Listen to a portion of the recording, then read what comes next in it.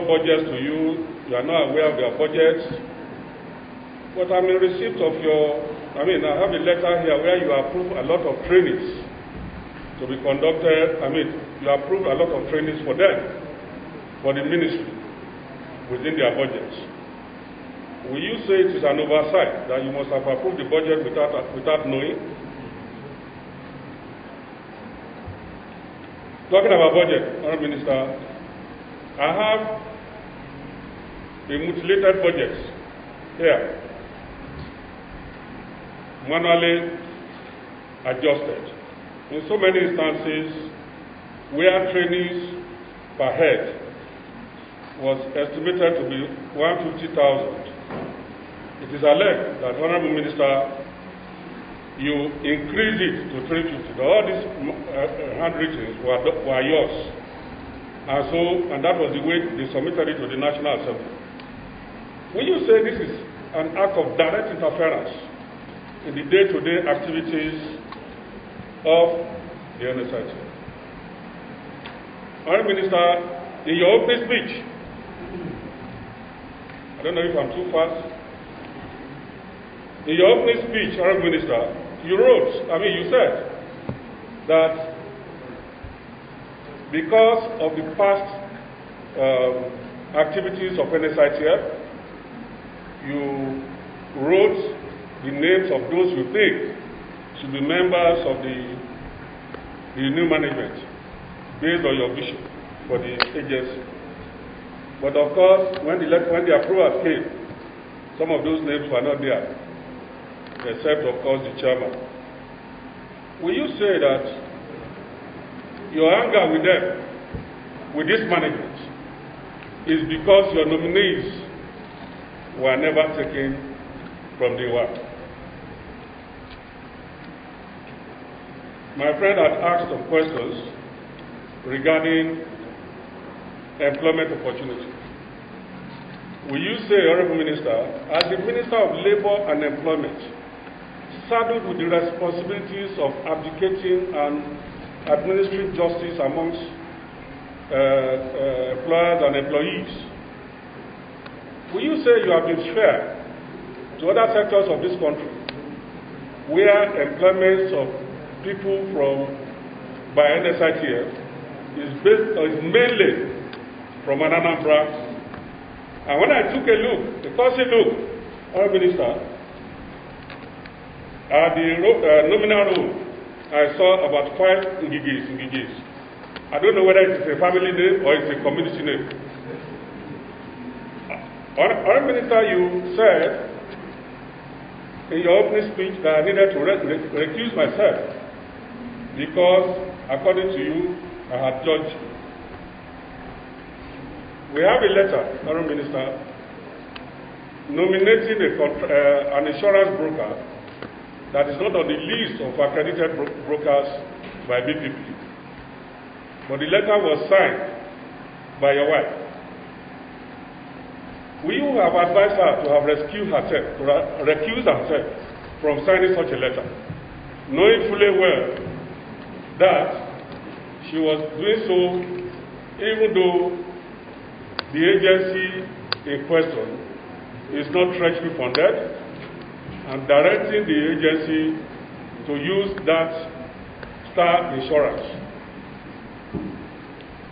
Finally, Honourable Minister, as a politician, we all labor for this party, our own party, and apologies to my colleagues who are not from APC.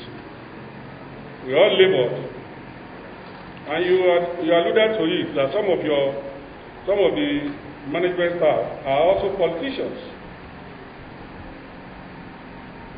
Will you say it is right, Honourable Minister, to have also castigated them in the media, damaging their reputation, rather than following the process laid down by the Secretary of the Federal Government, for you to have duly taken this action? Honourable Minister, with due apology, I also want to make this statement finally, that you are a former governor by the grace of God. You are also a former senator of the Federal Republic of Nigeria. I also want to ask that you served the first tenure as a minister, now it's your second tenure. Oil Minister, will you say your appointment by Mr. President was based on you being a member of the party or because of your personality or because of your performance for the president at the election? Because I look at the results, I discovered that in your local government, you scored 2,202 for the president, while the PDP scored 17,000. Thank you. That's my question. Thank you.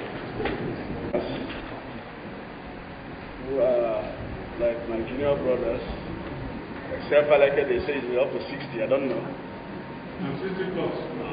So you are near my age, but I'm at least 7 years older than you. I'm sure. I'm the same age with your mentor in Lagos, Asiwaju. And I was governor with him at the same time. He was a senator, I was a senator. I'm a two-time minister, he's not a two-time minister. But he won all his elections very well. No problem about that. Just like you won your own in Kogi State very well. Yes. And you are now the deputy governor and governor of Kogi State. Mr. Minister, please respond. I'm responding, my friend. If you have me, I have you 10 times. I won. I'm a Lagos boy. I'm a Lagos boy. You are just a small boy in Lagos. Look at this boy. Mushi boy. He's talking to a BI boy. I live in Victoria Island. Look at Mushi boy. From Tokyo.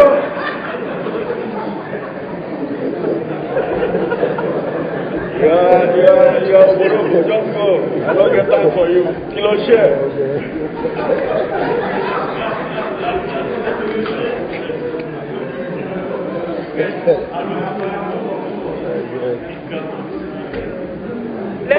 My brother who worked in the civil service, you will not pity me. Some of us who are in the civil service, you started with spelling mistake. I correct spelling mistakes every day. Don't do so. I correct every day. Yes. Even when permanent secretaries are vetted. Ask people in my ministry, they say, oh, this organ don't send things for him. He will start correcting spelling mistake and bringing it back. I do. And so what has happened in SGF's office? You don't blame the SGF. He's a very, very busy person. You can see he's the one doing COVID. As a matter of fact, ministers have raised it with the SGF that letters to us will be personally signed by him. That's what it's supposed to be. If you see the one of Chief of Staff, he signs our letters. So the spelling mistake, they have a representative here. They will carry the message back. The original is here to be signed as requested. It's here. Maybe the superimposition you are talking about is not here, which I think you are in order to appoint that with your ego eye. This is the original.